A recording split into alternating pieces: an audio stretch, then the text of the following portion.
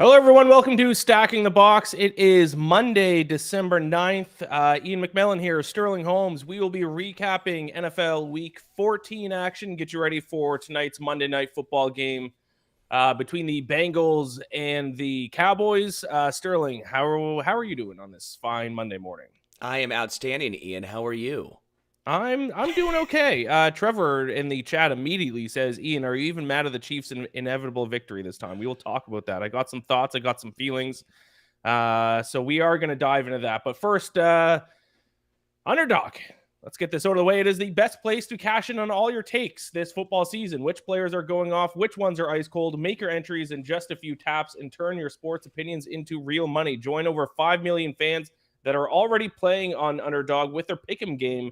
You could win money by making entries with your favorite players. Underdog is the best place to play champions. So sign up and deposit using promo code Stacking the Box to get up to $1,000 in bonus cash instantly. I got a lineup here for you guys tonight. We're going to go Rico Dowdle higher than his rushing yards total. We are also going to go Chase Brown higher than his rushing yards total. Luke Schoonmaker to go higher than his receptions total is going to be my underdog lineup for tonight. Jake Ferguson back in the lineup, but I think Schoonmaker, I think is how he pronounces his name, the backup tight end, did some good stuff when Ferguson was out the last few weeks. So I think they're going to get him involved tonight, even with Ferguson back. Download the app tonight and use code Stack in the Box to get up to $1,000 in bonus cash instantly. Higher or lower, you make the call on Underdog. Must be 18 plus, 19 plus in Alabama and Nebraska, 19 plus in Colorado for some games, 21 plus in Massachusetts and Arizona, and present in a state where Underdog Fantasy operates. Terms apply. Void in Colorado. Concerned with your play, call 1-800-GAMBLER. Visit www.ncpgambling.org. Arizona 1-800-NEXT-STEP, 1-800-639-8783, or text NEXT STEP to 53342. New York, call the 24/7 Hope line 1-877-8-HOPE-NY, or text HOPE-NY 467-369. Sterling, we also have a special guest on the show today. Would you like to introduce the special guest? Yeah, my dog Bailey. He's just he's chilling. Just killing it. He's just chilling right now. I am very jealous of him. Very jealous of that dog. All right, so let's start with Sunday Night Football, the Chiefs and the Chargers, and we knew last week that the Chiefs would find a new way to win on the last play of the game, and this time it was a Cameron Dicker having the worst kickoff in NFL history to give the Chiefs perfect field goal position, and then the backup to their backup kicker hitting a doink in, which didn't think was possible. I think we've seen probably 50 doinks this season. I don't think a single one went in after it doinked because it is, of course, the Kansas City Chiefs. It doinked it in. They beat the Chargers by a point. Chargers with no Ladd McConkey, a banged up Justin Herbert. But still, a win's a win. They beat the banged up Chargers by 1 point and are AFC West champions for what, 8th, 9th, 10th year in a row. Sterling, go ahead and give your thoughts on last night's glorious victory for the Kansas City Chiefs. 9th. And by the way, just to get this out of the way, when you say the banged up Chargers, because Ian, you and I, we have the olive branch between all the Chiefs fans who are ripping on you and you putting out dumb tweets. Not dumb tweets, but like when you say the banged up Chargers, yeah. I think that's just so disingenuous to the amount of injuries the Chiefs have gone through. You mentioned it right there. That's my point. So then why do you say they banged up Chargers? Why wouldn't you just say... Because the Chargers have one good weapon on offense and he didn't play. Okay, that's the Chargers. That's the Chargers' fault for drafting, developing, and bringing in talent. That's not KC's fault. I didn't say it was KC's fault. But my point is, when you say the banged up Chargers, you're being disingenuous to the actual argument of the Chiefs have way more players out. Way more impactful players out. They're missing Ladd McConkey. The Chiefs are missing Rashee Rice, Hollywood Brown, their starting kicker, their second-string kicker, 4 secondary members. Like, to me, it's just so disingenuous when people say the Chiefs keep beating up on these banged-up teams without regarding Justin Reed. Their safety did kickoff duties in this game. Yes, the Chiefs' safety had to do kickoff duties in this game. And what did he do? He didn't pull a Cameron Dicker and shank it out of bounds. Like, at some point, you have to blame the teams for choking. The Chiefs found a way to get it done. Yes, it was ugly. Yes, it was brutal, but we all knew what the outcome was going to be. They left the Deja Chiefs vu. five. This is the same Monday morning that we've had every single week this football season. 100% it is. Sorry, you leave the Chiefs 4.5 minutes to go down and kick a field goal to win, and you expect them to win the game? No, you know Patrick's going to find Travis Kelce on a third down. You know that. I would have liked Andy Reid to be more aggressive and potentially try and score a touchdown when you do have your third-string kicker kicking a field goal. That doink is not ideal. But, like, I'm just sitting here going, the Chiefs are always putting themselves in close games, but they're almost always in good spots in close games. I will grant you, the Denver game, not a good spot to be in. That was almost identical to this one, right? Would you say that's almost the identical situation? Yeah, pretty similar. Right, but like I mean, every game is the same situation. No. But like even the Raiders one, for example, the ridiculous snap by the center, right guard, whatever you want to blame whoever you want. It happened. Their kicker had only missed multiple 50-yarders in that game. That was a 50-yarder. I don't know why we're all assuming that goes in. Like the Ravens, everyone goes, oh, they lost by a toe. Well, why did they have to go down on the final drive and not only score a touchdown, but also get a 2-point conversion? Like, I just feel like every single game comes down to 1 or 2 plays. This is no different, but for some reason, because it's Kansas City, it's amplified. Because everyone's watching these games. It's Sunday Night Football. End of the day, the Chiefs won.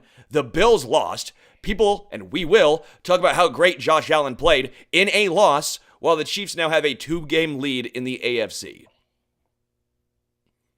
Fact. Hunter is right. Chiefs fans are so sensitive. I miss Patriots fans, and I never thought I'd say that, but at least Patriots fans were like arrogant and like knew they were good and just kind of like lived with that. Chiefs fans are the most whiny fan base I've ever seen in professional sports, especially a whiny fan base that's coming off 2 back-to-back Super Bowls. I'm watching, the Chiefs aren't even on TV, and like a penalty will happen in a game. And like I'll see like Chiefs fans be like, "Oh, if that penalty was called against the Chiefs, the internet would melt down." It's like the Chiefs aren't even playing, and all you can think about is how everyone hates the Chiefs. Of course, everyone hates the Chiefs. How are Chiefs fans so blind? Like you don't understand why people why other fans of other teams hate Chiefs fans. It's so clear. If this was happening to any other team, Chiefs fans would feel the same way. But they're like, oh, NFL media, their brains are melting because the Chiefs are winning these games. Yeah, because they win on the last drive every single game this season against terrible teams. So all 12 wins were against terrible teams? All 12? No, not all 12. Oh, okay. Panthers, Raiders. Just making sure. Yeah, well, but this is what I mean. What is this? Well, you started as my point. I'm just giving you a rebuttal. I'm not the one that leaded with this. I wasn't the one that led with the banged up Chargers. I wasn't the one that led with you calling them a lot of times frauds or them saying every single. Okay, they're the 12-1 frauds then. Right. And yes. I will say what Chiefs fans have been saying all season. And that's that the regular season doesn't matter. Correct, it doesn't. So we'll see in the playoffs. They will lose in their first game, which now looks like it'll be in the second round, but that's okay. Well, that kind of defeats the purpose of, but okay. Defeats the purpose of what? Well, you said it'd be a first-round exit, but sure looks like they're going to get the bye. I said one and done. Like every team I've called fraudulent is one and done. That includes the 1-seed Titans a few years ago, who, guess what, didn't play in the first round. Then what happened? They lost to the Bengals in the second round. Yeah, man. It is starting to get weird, Sterling, because this started being like a joke, like in like week 8 when the Chiefs kept winning in weird ways. And now it's become like, it's like giving me an existential crisis. Like I know like we were joking, oh, the Chiefs are going to find a new way to win on the last play of the game this week. But then it actually happens. And now it's happened like 4 weeks in a row. Like it's like the statistical probability of the Chiefs, every single Chiefs game coming down to the last drive, every single Chiefs game going in their favor, and then every single Chiefs game that they win on the last drive is done in a different fashion. All of those fashions or quite a number of those fashions happening in improbable ways, like a doinking in, happening in improbable ways, like a fumble snap. Like what percentage of plays end in a fumbled snap? The probability of all those things happening in a season, it seems to me like it'd be statistically impossible. So it's starting to give me an existential crisis. I couldn't sleep last night. Like, is this actually like proving that God exists? Maybe. Do we live in a simulation? Maybe, because it doesn't make sense that these many things are happening back to back to back every single week. The statistical improbability of it is setting me in a tailspin. Yeah, the I'm in a variance spot right now, Sterling, and it's because the goddamn Kansas City Chiefs. the variance is absurd. There's no denying that. There's no denying that the variance of this season has been very beneficial to Kansas City. But again, I always go back to this because they're always put in spots that if they get a break, they're in these games. It's not like they're down 7. It's not like they're the Ravens. Again, that Ravens game, I go back to, everyone goes, oh, by a toe. But like they had to drive the length of the field, score a touchdown, and get a 2-point conversion, right? So like the Chiefs, a lot of times in these situations, they still have a good chance. Again, going to the Raiders game, we keep talking about the snap. It was a 50-yarder that the guy had already missed 3 50-yarders in that game. What are the odds that he drains that one? He's clearly in his dome. I think a lot of times, and I hate doing this because I think it's so against statistics, analytics. I know you're going to hate this. I don't even love saying it. I think teams get so nervous and scared or so excited, however you want to phrase this, that they have a chance to beat the back-to-back Super Bowl champs, that they're about to beat Kansas City, and their brain melts. I don't know how else to explain it. Like the right guard center, like that situation right there, the snap, they're so excited. We have a chance to beat Kansas City. What happens? That happens. The Broncos, we're so excited. We have a chance to beat Kansas City. Let's settle for this field goal. It gets blocked. Like, I do think there is something to that. I think teams and coaches and players, this for a lot of teams, if you're not a playoff team, this is your playoffs. Like, I hate saying that because it's the regular season, but let's be real. They get up for this game. It matters to their fans. They might be on national television for the first time in how long? Teams implode down the stretch. They're not clutch. The Chiefs keep their cool. There is something to that, and that is something that analytics and a lot of times variance can't account for. But to your point earlier, Sterling, that credit to the Chiefs for being in these spots so they can still win games late. They shouldn't be in those spots against the Raiders. They shouldn't be in those spots against the Panthers. Those games against bad teams, the game should be decided by the end of the third quarter. What about the Eagles?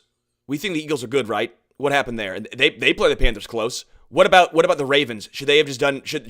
You know what? You're right. Losing to the Raiders is better than beating the Raiders. No, you're correct. You're correct. This happens to every team, Sterling. The difference is it's the Chiefs every single week. The Ravens also have a game where they beat the Bills by 30 points. The Eagles also have games where they're beating teams by 30 points. The Chiefs haven't beat anyone by any significant margin all season, good or bad. What's their biggest win? Like an 11-point win against the Saints? Give me one blowout win. One comfortable win. If they can't do it. But why? You don't get extra wins. You don't get extra points. You don't get extra, who cares? Winning by 2 or winning by 30. A win's a win. The Chiefs barely beating the Raiders versus the Ravens losing to the Ravens. Which one would you rather, Raiders, who would you rather have? You'd rather be the team that beat them. Sample size, I'd rather have the Ravens. Which would you rather have? The Chiefs lose by 9 to the Bills or the Ravens beat the Bills by 30 points? I think I'd rather the Ravens beat the Bills by 30 points. So you'd rather be 8-5 than 12-1. Obviously not, but we're not talking. But we're not talking about one game. We're talking about a season. Record. If you want to do that, then let's just read that's the show. Then we'll just go through the standings. We'll read everyone's record, and that's the end of the show because that's the only thing that matters. Well, no, but we're evaluating throwing it out. I'm trying to evaluate teams. I'm making the case for why the Chiefs aren't as good as their record. They stink. They can't beat anybody by more than a field goal. They're 0-7 against the spread in their last 7 games. Good teams win. Great teams cover. Hunter, and the great Chiefs call. Can't cover. They're 0-7 in their last 7. Then why have you not been making money? Make bets? I have been. I bet against the Chiefs a lot this season. Now, then why are you mad? Week and I bet them to win, to the other team to win outright. But I've bet other teams to cover the spread against them all the time. Yeah, you should. Hunter, great call. Iain would rather get whooped by Sam Darnold and the Vikings. Yeah. Yeah, I bet. This is just a Falcons fan 14 alt line. The Falcons stink. It's a Falcons fan who's just losing his mind. I think that's what we've come to realize here. Yeah, I'm losing my mind. This is a disaster for football season. My bets are bad. My team sucks. The Chiefs get wins every single week. My fantasy teams can't do anything. I was out in every survivor pool early in the season. If you asked me before week 1, what would be the worst case situation for a football season, I would have listed off everything that's happened. Hey, Iain. Rams beat the Bills. Who had that, baby? Upset pick. Let's go. I went 0-3. Because of the doinking in.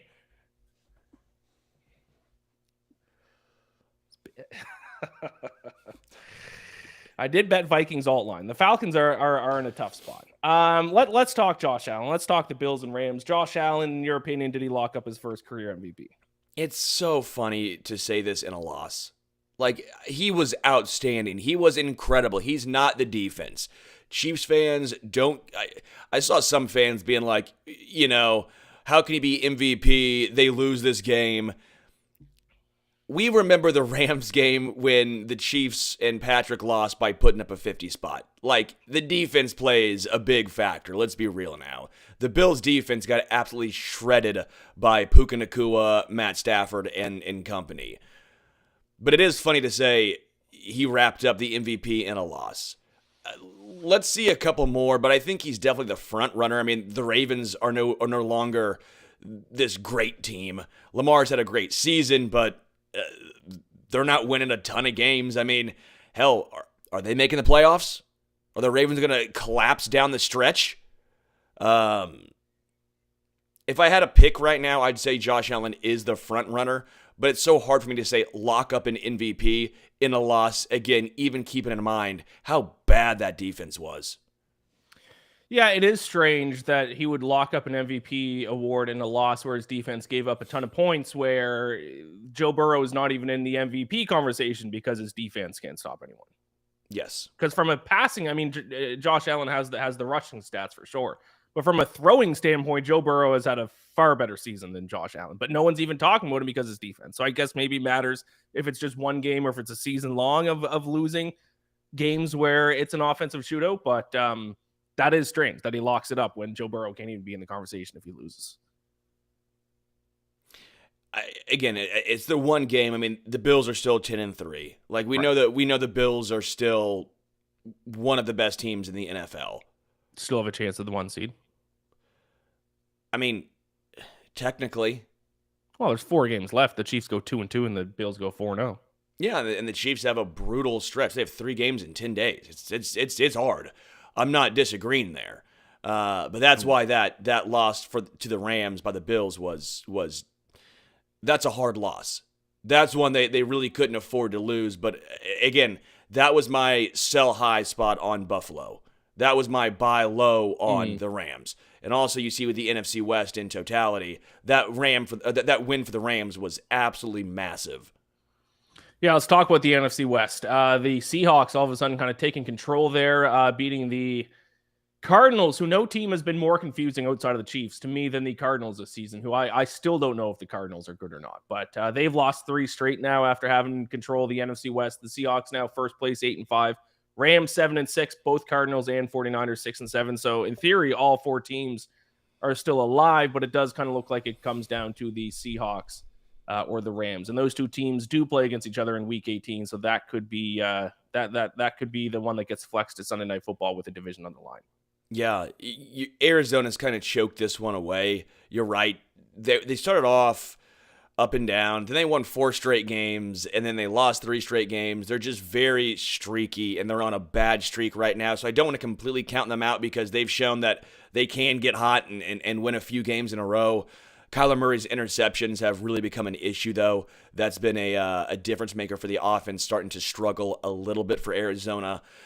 Seattle, Zach Charbonnet stepped in and was outstanding. Kenneth Walker out. We think of Kenneth Walker more as a difference maker at running back, but he's been so banged up already in his career. Zach Charbonnet ran off a 51-yard touchdown run. Nice in the pass game as well. 120-plus yards, 2 touchdowns.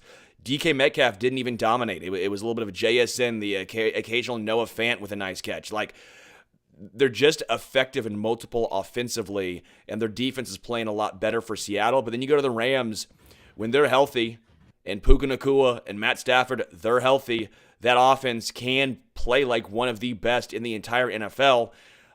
Beating the Bills was huge. That shows you they can beat any team because that offense is so potent. But I would be a little concerned about that defense still. Obviously, Byron Young and Jared Verse, they have some pass rushers. But this NFC West battle, I think you're right. I think Week 18 is what it comes down to. I don't think we're going to know until the final game, which, quite frankly, with the AFC playoff picture for the most part already wrapped up, this makes it way more exciting to watch NFC football.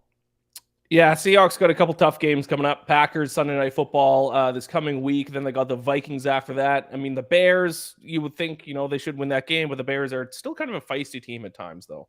And then the Rams last week. What's the Rams' final schedule here?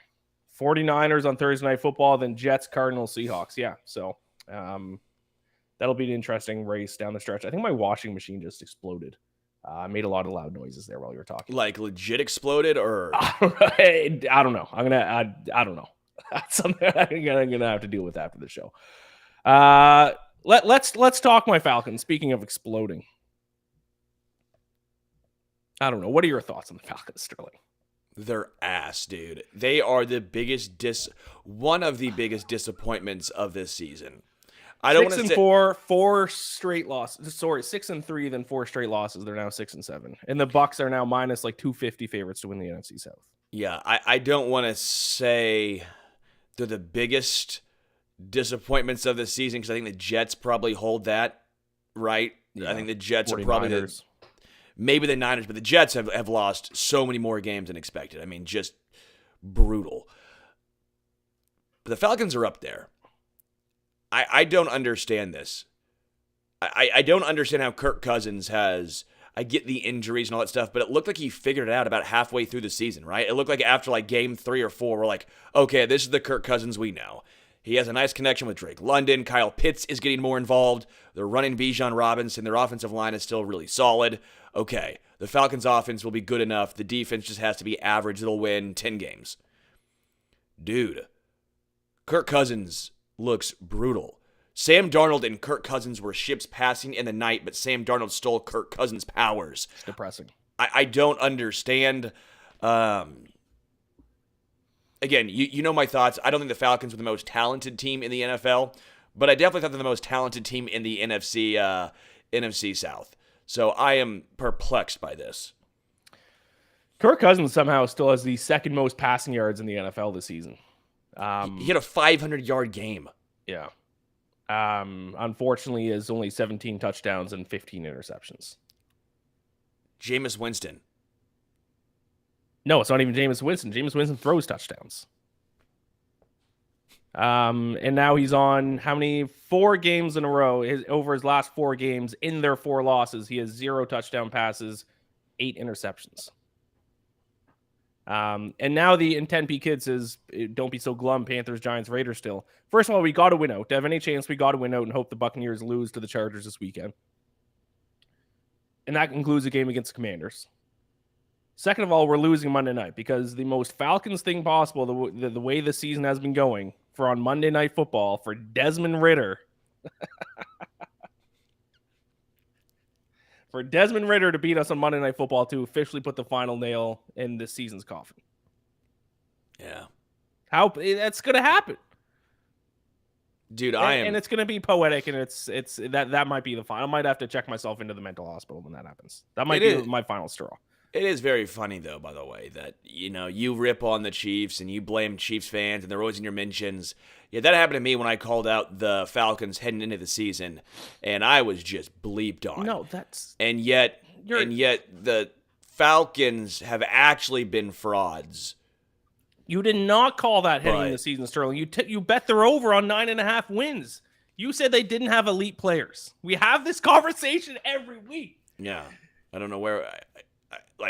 You took the over on their season win total. You can't victory lap the Falcons having a bad year. Chris Lindstrom, yeah, that was bad. Chris Lindstrom is the only elite player on the Falcons.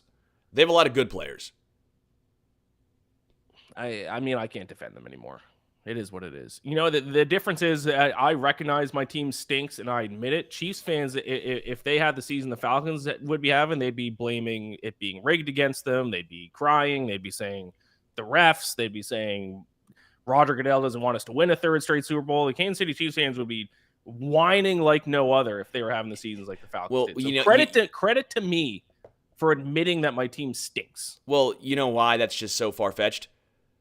Because it's not going to happen. Yeah, because the Chiefs would never be 6-7 and put in that situation. They wouldn't. They wouldn't some kind of voodoo or deal with the devil, or God is a Chiefs fan, or Andy Reid runs the simulation that we call life. One of those possibilities. Probably the third one. What was the third one? Andy Reid running the simulation. Oh, running the simulation. Yeah. But yeah, it'd be Andy Reid passing the simulation because he doesn't really like to run it. So it's even worse that like the Chiefs they have these things going on during the games, and then it cuts to commercial, and it has to be Andy Reid being like, "Fumble, Rooski!" It's like, God damn it. Yeah, I get that. I actually understand. Every commercial is Patrick or Andy or something, and Travis. Music is Taylor Swift. I could see how that's grating. I don't disagree with you there. Yeah. 10 PK. Yeah, Chiefs are the new Patriots, but they're somehow more insufferable than the Patriots were. I never thought I'd say it, but I long for the day of the Patriots being the dominating team. But here we are. We've somehow got one that's worse.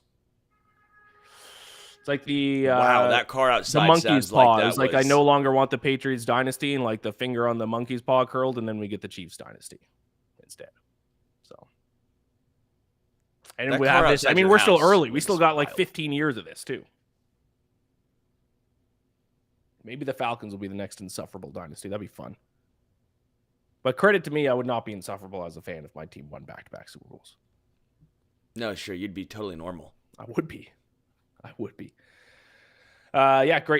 point. It's a social media age as well. That's why it's so bad. That certainly amplifies it. And Tin P, am I fine? I feel like Tin P, he's a Cincinnati guy. Am I fine? I feel like I'm not. Ian, you agree, right, with me? I'm not insufferable when it comes to Kansas City.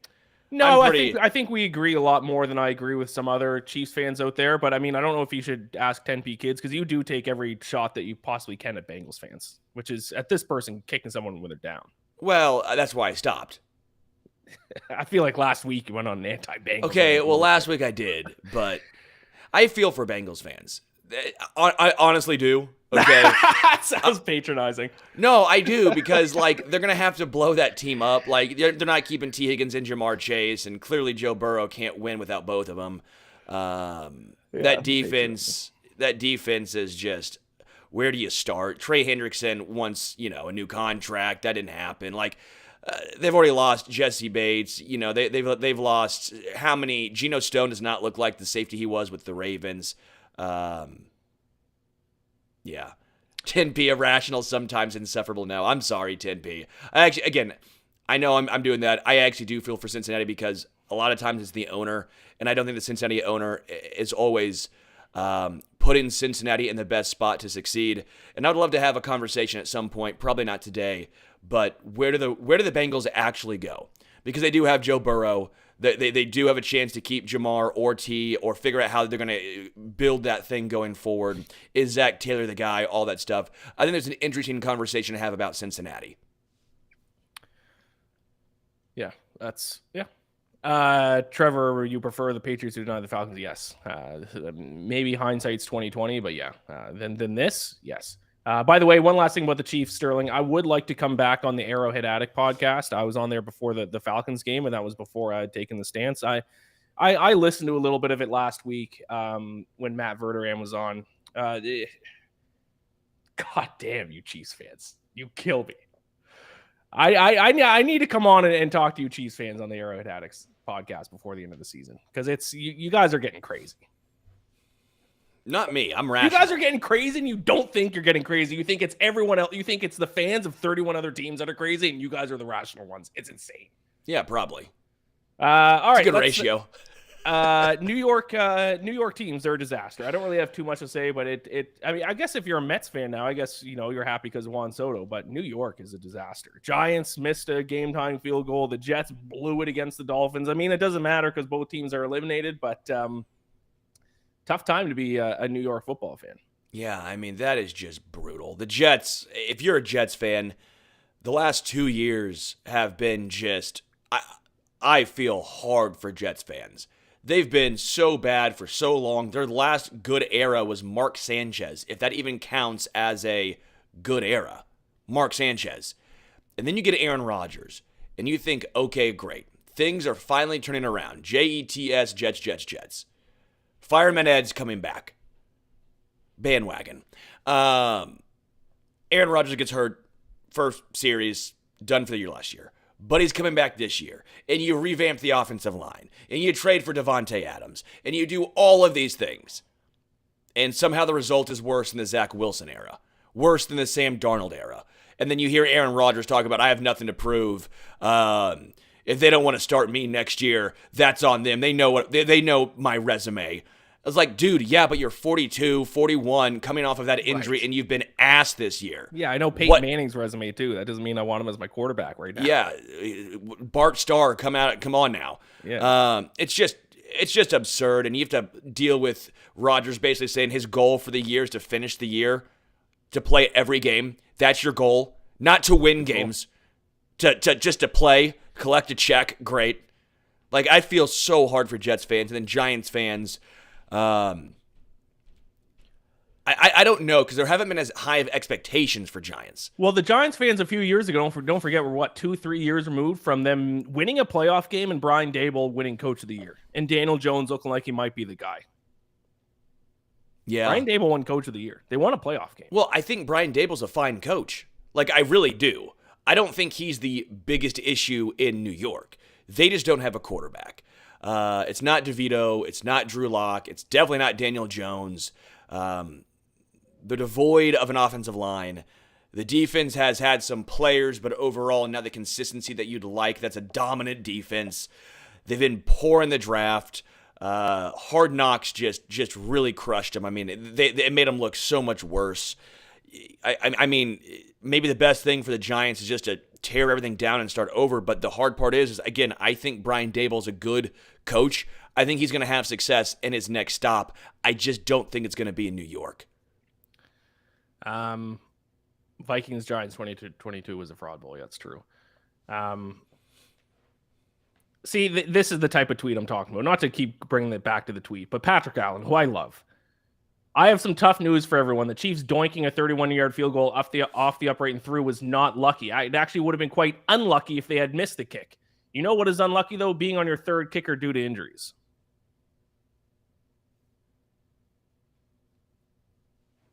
Having your third kicker be perfect, that's not lucky. Being able to find a third kicker that still can miss a field goal. I mean, it is a 31-yarder. I've seen, and like I said earlier, I think I've seen 50 doink field goals. The only one this season that was doinking in is not lucky.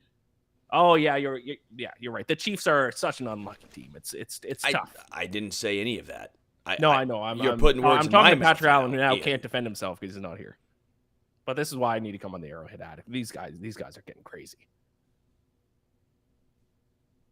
They coined the term Chiefs derangement system last week, or syndrome. Chiefs derangement syndrome. Unbelievable. Yeah, CDS. It's a real problem. Yeah. New York teams are a disaster. And then finally, before we talk Monday Night Football really quick, I don't know if you saw this, Sterling. You probably did. I was surprised on Red Zone. Scott Hansen mentioned it, but there was a bettor who placed $3 million bet, one of the biggest bets in NFL history, on the Eagles just to win, not cover the spread against the Panthers, and they almost lost. In the whole game, it looked like the Panthers were going to win. Panthers were going to win. Xavier Legette dropped that touchdown that it looked like would have been the game winner. That's why nothing is ever a lock or a sure bet in the NFL, because I don't even want to think about what that guy. I mean, it depends. Maybe the guy who bet it was a billionaire and $3 million means nothing, but he won what? I think $400,000 off that bet. I don't think that's worth it for the amount of pain you had to live through that game for the Eagles to beat the Panthers. No, that was wild. I don't understand that. Good for Carolina, by the way. Yeah, maybe they are good. They're good. Well, you got to start. I thought they were going to get blown out this week. But good. I don't think good's the right word, but I think feisty, fun, sure, reason to hope if you're a Carolina fan. Yes, that's what this season was to begin with. Is Bryce Young the guy? Who are pieces that you want to keep and move forward with? They found out Chuba Hubbard. Yes, they're moving forward with. I think Xavier Legette, I know that drops bad, but I think Xavier Legette, you're like, okay, we're moving forward with. Like Mingo, they're not moving forward with. Obviously, Deontay Johnson, makes no sense. Like, this was a year for reflection on where does the franchise go? And I think you found out the franchise goes with Bryce Young still, that he's still going to be your franchise quarterback. Also, a shout out to Canadian Chuba Hubbard, crossed 1,000 yards rushing. Second Canadian to get 1,000 yards rushing in the NFL. Don't ask me who the first is. Don't know. But I saw that somewhere. All right, let's wrap up with Monday Night Football. Sterling, Bengals, Cowboys. Will you be watching the Simpsons broadcast of tonight's game? I will probably turn it on at some point just to check it out because I think it'll be interesting. I'm going with the Bengals in this one. I know the Cowboys have been feisty the past couple of weeks. I know they've been fun, keeping it alive. A 10P kid says Cooper Rush passing over 225 lock of the century. Yeah, I do like that number. I like that. But I think they'll be playing from behind a lot in this game. I think the Bengals win by more than 5.5. I think it's a touchdown win for Cincy. So that's the way I see this happening. I do hope Brandon Aubrey goes off as the kicker, though. Fantasy football, we're in the playoffs, baby. I didn't put it in the outline, Sterling, but touchdown score for tonight, I'll give one out. Luke Schoonmaker, who last night was at like 11-1 somewhere. Right now, I see him 6-1. He's probably has longer odds somewhere else. But yeah, I'm going to go Luke Schoonmaker for my touchdown score. All right. Is that a semi-long shot? It sure sounds like. Tanner Hudson. Let's go with the tight end. Let's go with the Bengals tight end. Then we'll go tight end v tight end. 10-1, Tanner Hudson. Let's do it. Hunter, what's Ruben Mays? You just dropping in a Ruben Mays? Oh, the other Canadian who had 1,000 yards. Thank you, Hunter. You know better than I do. Wow. Never even heard of this Are you guy. even Canadian? Yeah. Do you even like poutine? Tough look for me. Played from 86 to 93. Pro Bowl. How do I not know about Ruben Mays? Great Canadian running back. Damn. Do you even get your milk in a bag? Like, yeah, who are you? Tough look for your boy. Yeah, his rookie season with the Saints, he ran for 1,300 yards. And he is from Saskatchewan, North Battleford, Saskatchewan. 10P Kids, Jermaine Burton, 9-1. We're going long shots with some touchdown scores. All right, that is the show. Subscribe to Stack in the Box on YouTube. Leave a comment below with your touchdown score for tonight. Sterling, any final thoughts here before we wrap it up?